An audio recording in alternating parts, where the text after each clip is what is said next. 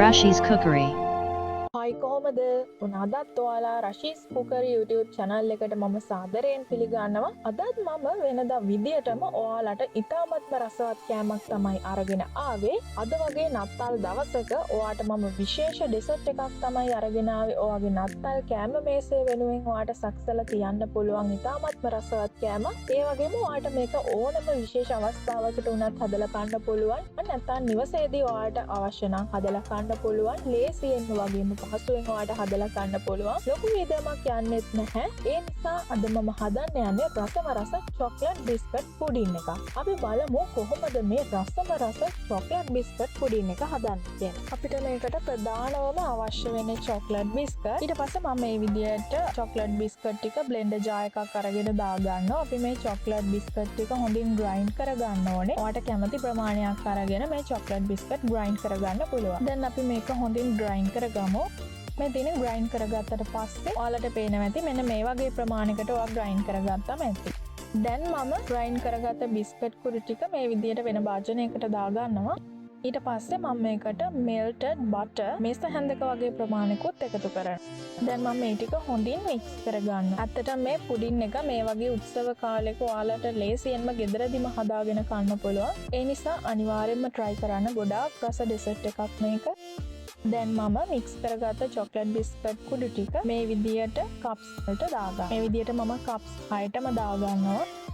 ඊට පස්සේ මම මේ විදියට එක කප් එකක් අරගෙන අනිත් කප් සියල්ලෙම තියෙන බිස්කට් කුඩු ටික මේ විදියට ටිකක් තද කරගන්නවා. මේක යටම ලේයර් එක නිසා මේක හොඳින් පෙට් වෙලා තියෙන්න ඕනේ. ඒ නිසා තමයි මම මේ විදියට තද කරන්නේ. ඊට පස්සේ මම මේ කප් ටික පැත්තකින් තියලා ඊට පස්සේ තියෙන ලේයර් එක තමයි අපි හදාගන්නේ. එකට මම මේ විදිහට භාජනයක් ලිපේ තියලා මේකට ෆ්‍රෙෂ් මිල්ක් මිලිලීටර් 400ක වගේ ප්‍රමාණයක් මම මේකට එකතු කරනවා. මම මේකට සීනි මේස හැන්දක වගේ ප්‍රමාණයක් තමයි එකතු කරගත්තේ. ඔයා ගොඩාක්ම පැණි රසට රුචි කෙනෙක් නම් ඔයාට සීනි මේස හැඳි දෙකමාරක් වගේ ප්‍රමාණයක් මේකට එකතු කරගන්න පුළුවන්. දැන් අපි මේක හොඳින් විස් කරගමු. දැන් අපි මේක විනාඩි 3ක් වගේ කාලයක් ඔයාට මේක විස් කරගත්තම ඇති. ඊට පස්සේ මම මේකට කෝන් ෆ්ලවර් මේස හැන්දක ප්‍රමාණයකට එකතු කරනවා. ඒකත් එකතු කරලා අපි හොඳින් විස් කරගන්න ඕනේ. මේක කැටි හිටින්නේ නැති විදියට තමයි අපි මේක හොඳින් විස් කරගන්නේ. ඒකත් අපි තප්පර 30ක් වගේ විස් කරගෙන මම මේකට වැනිලා තේ හැන්දක ප්‍රමාණයකට එකතු කරනවා. ඒකත් අපි හොඳින් මික්ස් කරගමු. මේ විනාඩි 10කට වගේ පස්සේ මේක ගොඩාක් උකු පදමට ඇවිල්ලා තියෙන්නේ. ඔයාලට පේනවා ඇති මේක බුබුලු දාන මට්ටමට ඇවිල්ලා තියෙන්නේ. ඔයාලට පේනවා ඇති මේකේ පදම කොහොමද කියලා. මේක විනාඩි 10ක් 15ක් වගේ ලිපේ තියාගත්තම ඇති. මම දැන් මේක ලිප ඔෆ් කරගන්නවා.